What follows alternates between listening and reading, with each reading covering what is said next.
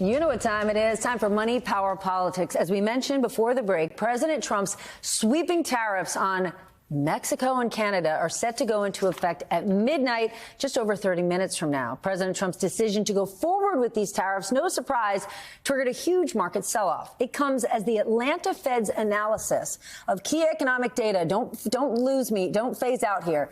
Their economic data shows that the first quarter of this year is on track to have negative growth. Let's get into it. David Gura is here, Bloomberg correspondent and host of the Big Take podcast and chief economics commentator for the Wall Street Journal. Greg, I'm going to you because, as I said, we're less than 30 minutes, a little more than 30 minutes away from these tariffs going into effect.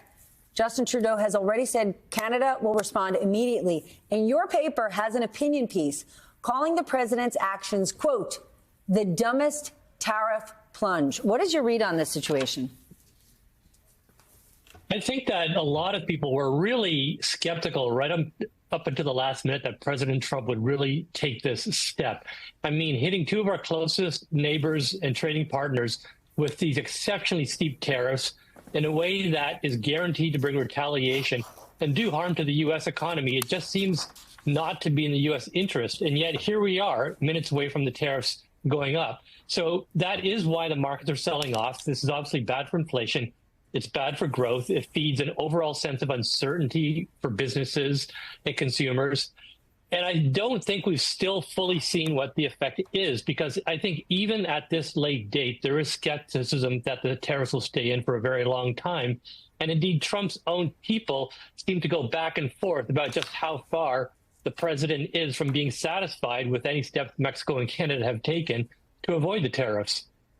David, Warren Buffett calls these tariffs an act of war. Like Donald Trump, I said it the other day, has sort of done the unthinkable. The guy that was willing to deregulate the hell out of anything wants to lower taxes as much as possible for corporates and be pro-business, has somehow killed animal spirits. What are we in for here? Because corporates I talk to are like grinding to a halt because they don't know what these tariffs are going to do to them.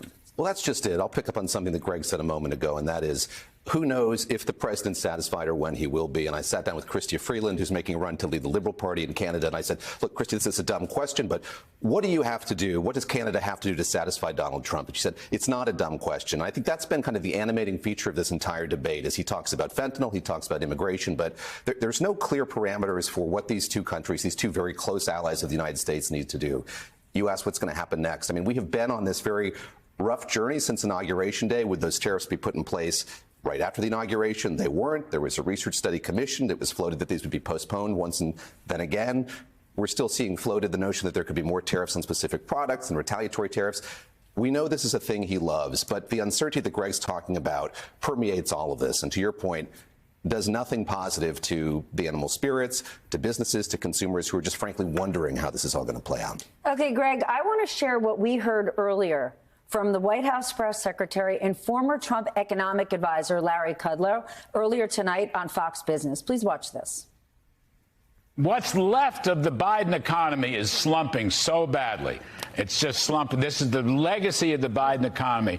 Will we hear? I want you to tell me, Caroline Levitt. I want you to say, Larry, we're going to have lots of talk about tax cuts and deregulation and energy production and economic growth. Tell me it's all true. It's all true, Larry. I can confirm the president is going to talk about his economic agenda. And truly, this administration is working around the clock to bring down the cost of living for the American people. I don't mean to be sassy, Greg, but are you flipping kidding me? Right? For months, right? The Trump administration has been saying the markets are up because the markets can't wait for Donald Trump. They know he's going to win. Now he won. They are revved up because they're done with Biden. On what universe can they actually look one another in the eye, maybe because they're speaking to one another, and say this is Joe Biden's fault? Come on now. Well, let's divide the economic calendar into basically 2 eras, before January 20th and after January 20th. All the actual hard data that we have about jobs, inflation, economic output, it all pertains to pre-January 20th, like the bad numbers that gave us the purported negative quarter of growth in the first quarter, the bad consumption numbers, that was all January. So Larry's not completely wrong in saying that the economic numbers that we have seen thus far relate to Biden's Biden's presidency. But things like the stock market and confidence, which are the things that people are talking about now, those are forward-looking indicators. Those relate to what people are seeing now. One of the indicators that we had today, Monday, was a very low reading on manufacturing sentiment for the month of February. Now, again, these are sentiment surveys. They're not what we call hard data. But to the extent that business people and households, investors are forward-looking, that's why you see so much nervousness and things coming down. Yes, there were some tough things on inflation in the last few years. Nobody's claiming that that's Trump's burden to bear, but they're looking forward and they're very nervous about what Trump's agenda means this year. All right, new topic. The president has floated this idea of creating a crypto reserve. And I want to take a minute and explain what that would mean. Now, we don't know details, but it could mean that taxpayer dollars could be used to back this reserve. So if crypto prices cratered, and they have before, that could wipe out those government funds.